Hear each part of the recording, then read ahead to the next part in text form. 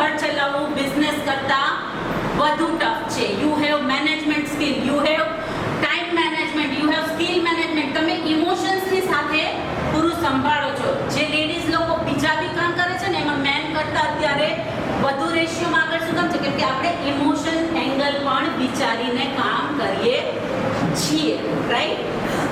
યોગા કોઈ ચલાવે છે, વર્ષોથી લોકોને સારી હેલ્થ પ્રોવાઈડ કરે છે, તો એના બેઝમાં કાંઈ પોઝિટિવ થિંકિંગ હોય કે હું સારી થઈ, મારે અનેકને સારા કરવા છે.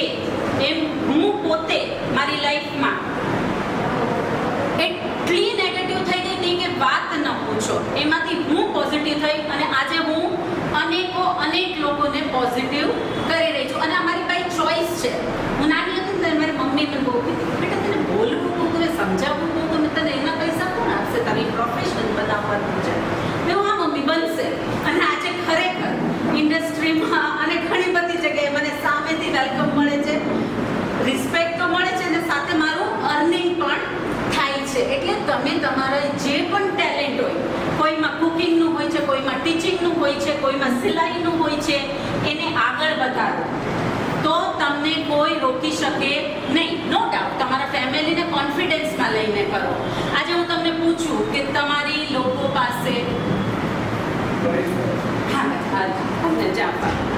તમારી લોકો પાસે વિઝિટિંગ કાર્ડ છે?